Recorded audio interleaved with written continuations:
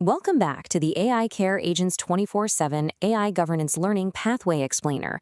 Today, we're jumping right into Foundation 4, and honestly, this is a cornerstone module. We're going to fundamentally shift how you manage risk by laying some absolutely crucial groundwork. Our core mission as a California nonprofit is captured perfectly right here, moving from confusion to governed action.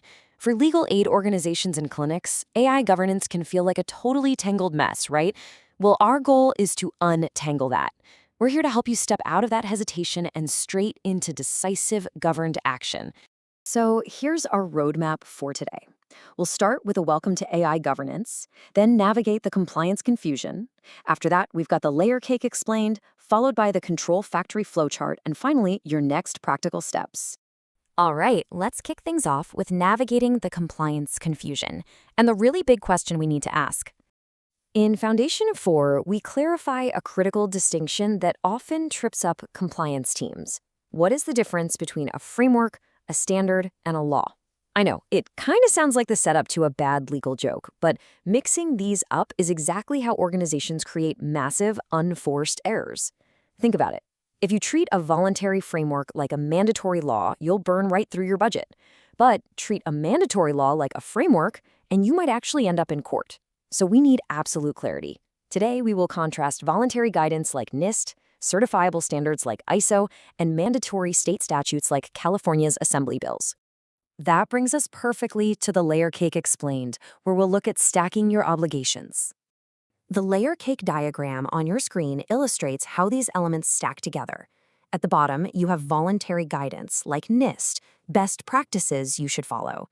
Think of this as the essential base of the cake. It sets the baseline for a healthy governance program. It's structural, it's supportive, but strictly speaking, it is completely voluntary. No one is going to throw you in jail for not following NIST to the letter, but you absolutely need it as that foundation. Moving up to the middle layer, you have certifiable standards like ISO, which you can be formally audited against. This is a step up. If you claim compliance here, an external auditor can literally come in, check your homework, and officially certify you. It's a formal, verified layer of trust built right on top of those foundational best practices.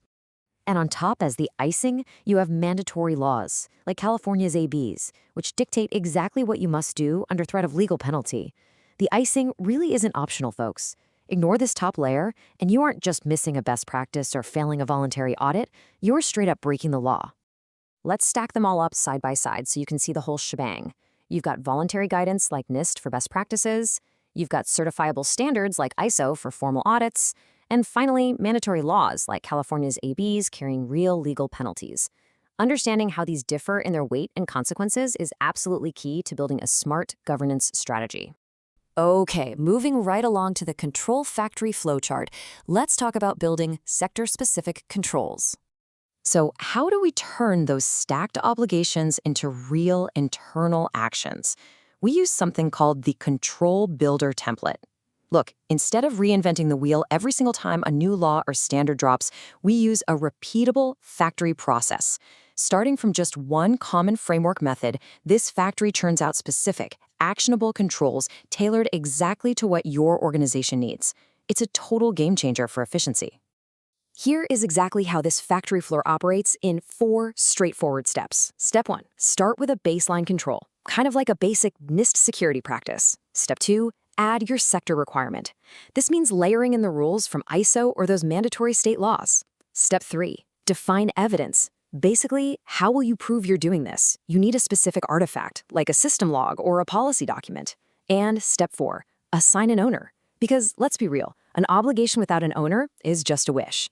This flowchart transforms abstract legal text into concrete, assignable tasks for your team. Let's wrap things up with your next practical steps, taking all this from theory to practice. Your primary task right now is sorting your obligations. You need to look at everything your organization is trying to comply with and drop it into one of these 3 buckets. Is it highly recommended, like the NIST framework? Is it audible, like an ISO standard? Or is it strictly legally required, like a mandatory California assembly bill? You simply cannot govern effectively if you treat all 3 of these buckets as if they're the exact same thing. To help you sort out what is highly recommended versus legally required for your organization, download the obligation mapping worksheet from the description. Seriously, go grab it right now. Once you have that in hand, you'll be perfectly positioned to proceed to the next module in this explainer playlist and continue building a rock-solid AI governance foundation. Before we go, I want to leave you with this provocative thought.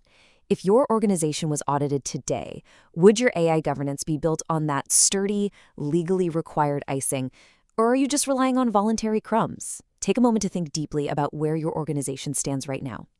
Thanks so much for joining us for this explainer. We've moved one step further from confusion to governed action today, and I can't wait to see you in the next one.